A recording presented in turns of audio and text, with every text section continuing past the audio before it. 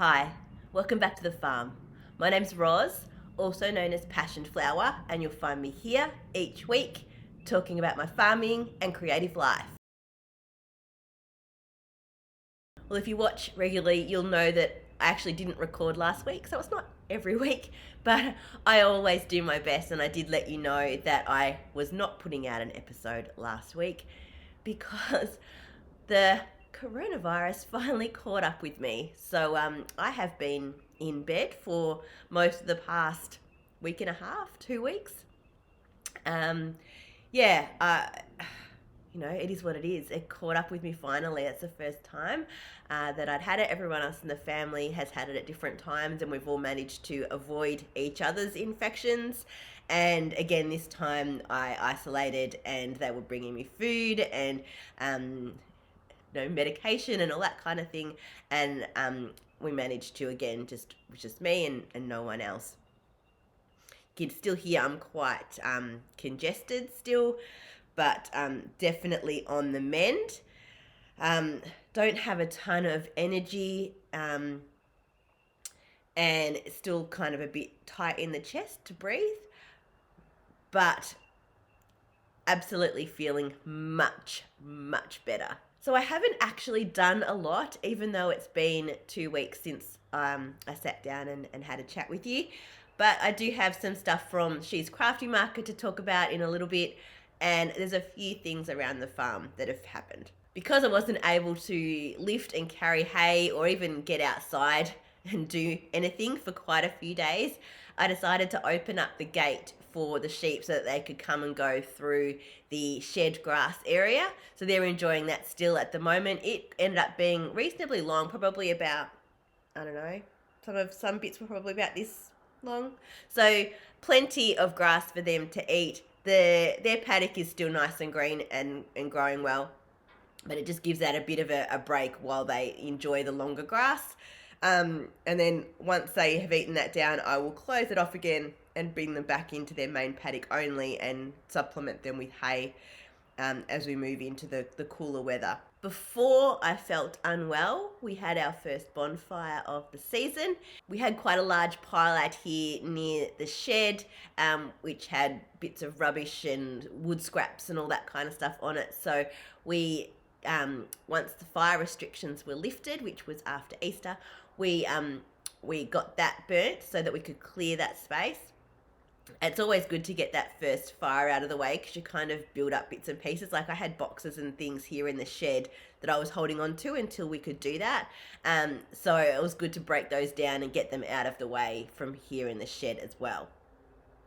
So we did that, and Adam has been now slashing some additional parts of the paddocks and dragging broken branches and things together into piles in the paddocks so that we can then burn those so that we can make everything nice and clear through there as well. So we've done one lot of burning of one of the paddock piles, and as it gets cooler and wetter, we'll be able to do those other areas as well. I've also done a little bit of rearranging here in the shed, and I'm still kind of working on the perfect layout, or my new perfect layout. As you can see, my recording setup looks a bit different. I'm now facing the window that I would normally be sitting beside, so I've moved from over there to this position, and I've got the light set up here so that I have light coming in from the windows and doors on this side and a light here to give it a bit more balance. I think this isn't a too bad position, so it might change slightly as I move the rest of the furniture around, but I'm fairly pleased with how I've got this little nook set up now. So I am working on changing around the furniture a little bit. Deb and Adam also did some rearranging in the house, which meant that some furniture that they didn't want has now come over here. So I'm kind of working out how I'm going to use that in this space as well. There's a large coffee table, which is quite a good addition, I think, to the space, and also a glass cabinet. So at the moment, I've got 2 glass cabinets that have nothing in them, so I kind of have to figure out what I'm going to do with those. They've also brought over a shelving unit as well, so I'm not sure if I'm going to use that shelving unit. There's also a blue egg chair that I currently have, but I'm not sure if it's going to stay. I think I'd like to get a few more like smaller chairs, like lounge chairs, just single seaters. But I'm still kind of working through how I kind of want it all to come together. I need to figure out a spot for storing wood inside, which could be in the corner where I currently have the blue egg chair, or it could go against the wall over here. So I haven't 100% decided that, and of course then what vessel that wood is going to be in. It needs to be easy to be able to like load up and bring in and use for the fire. So still haven't really figured all that out yet. My brain is still quite foggy and was for at least about a week. So I'm still probably not in a good position to be making some decisions. So I've kind of left everything how it was when I had the energy and I did that first move around, and it needs a bit more work now to actually establish what's really going to happen.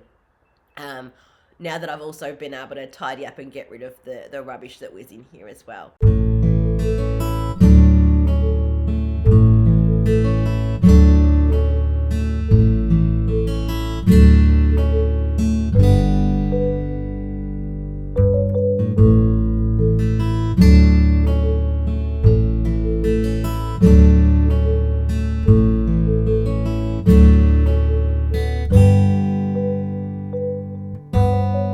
All right, so first I'm going to give you is Crafty roundup, which feels like a long time ago now.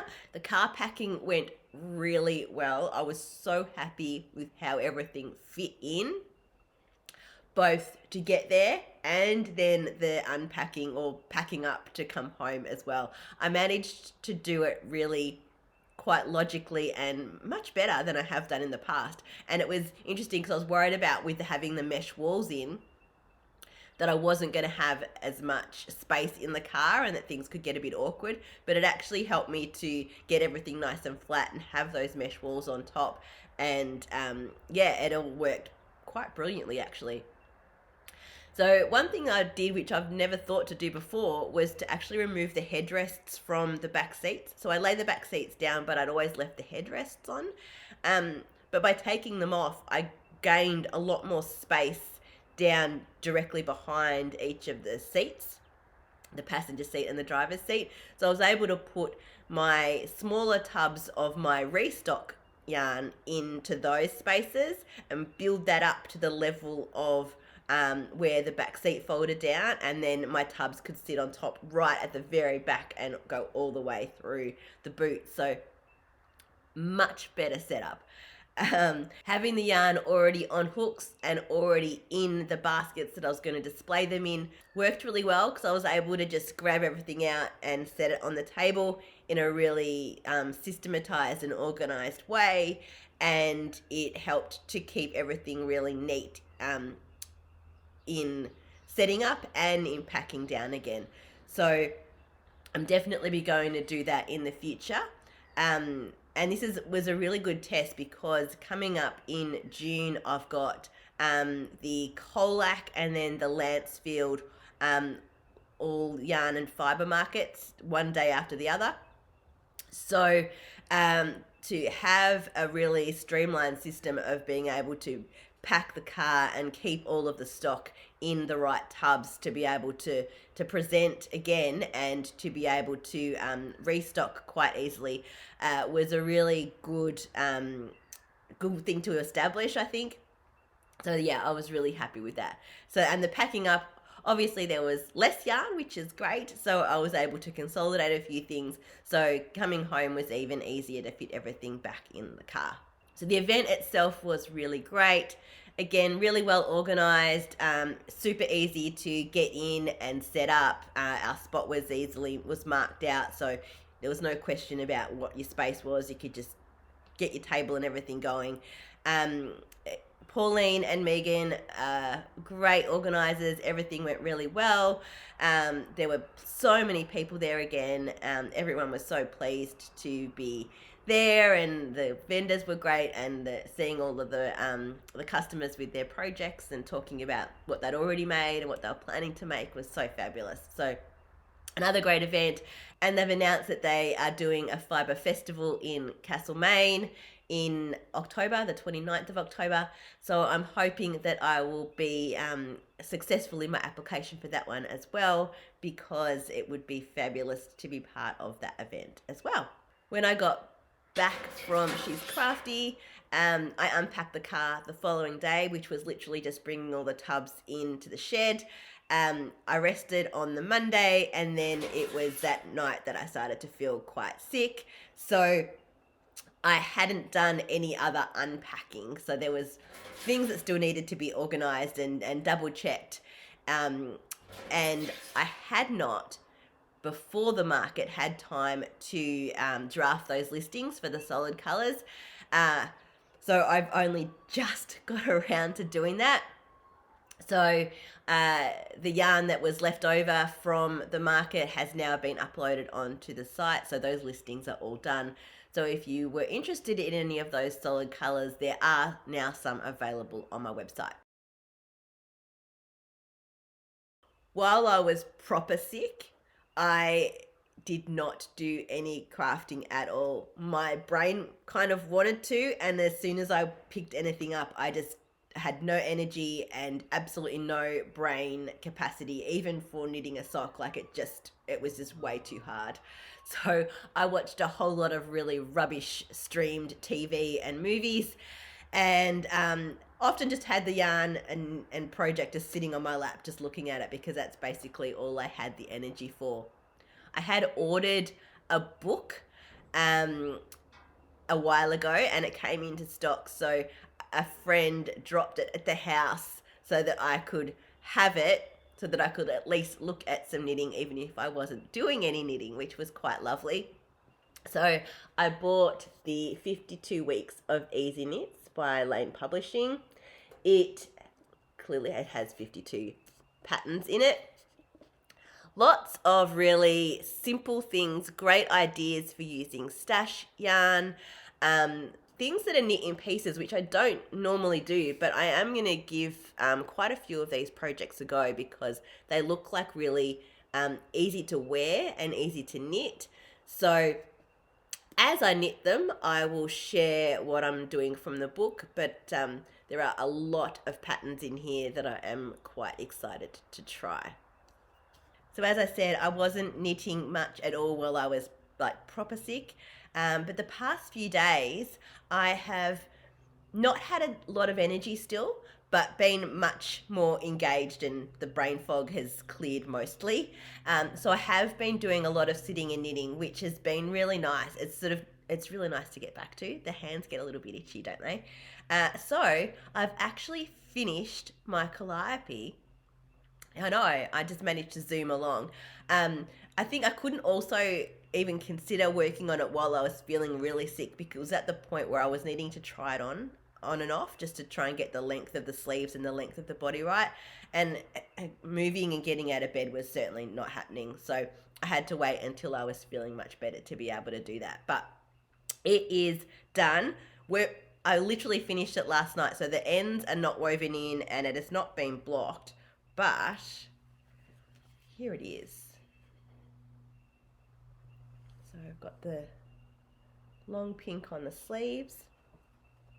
I just did a little bit of ribbing in the body colour on here. This literally used all of the light pink, every single scrap. What you can see on the jumper is all of the yarn that I had. And I was knitting the sleeves two at a time until I got down near the end, and then I kind of separated the ball out and found where the middle was and cut that off, and then just did the last bit and the bind off individually. Same with the sleeves for the tweed. I was knitting them two at a time so that I could get the most length out, and I got it to the point where, so it comes down to about here on my elbow, the tweed colour, and then the pink is the rest. It is going to need a little bit of blocking out just to get the length, but as you can see, there's quite a lot of give in here. So I know that I'm going to get a little bit of growth out of it. And this is all that I have left of the tweed yarn. So I did so well to get every little tiny bit out of this project. So it's 3 skeins of the tweed and 1 of the pink. So I'm actually really looking forward to wearing this. It feels quite comfortable on. This tweed yarn is beautifully soft and drapey. The pink is a little denser, but it is also, I've only knitted it in ribbing, which obviously is a denser fabric. So with a little bit of blocking, I'm sure it will sit beautifully. Really happy with this. The pattern was quite easy, although I did, in the end, the sleeve decreases were a bit weird. It's a free pattern, so I can freely talk about it. Even though it only told you to knit a specific length for every size, the decrease rate was no different across the different lengths. So the smallest size, you would probably have gotten the right amount of decreases done. But for anything other than that, you couldn't possibly get the right amount of decreases in the same length because you just ran out of stockinette in to work in. So I did the first decrease as per the pattern, and then I realized that that's what was going to happen. So I actually increased the rate of the decreases a little bit through here so that I roughly got down to the stitch count for the size that I was knitting, but got the length at the same time. So and I wanted to make sure that I did do the decreases because I knew that I was going to be close with the amount of yarn that I had. So I had to make sure that I was reducing the stitches on the arms. And I didn't want them to be really billowy by the time I got down here. I wanted it to gradually start to hug around and then go down into the ribbing. Also in the body, there was no decreases written into the pattern, but I did do 2 lots of body decreases on the side. Just about, you can see, just there's a little bump just there.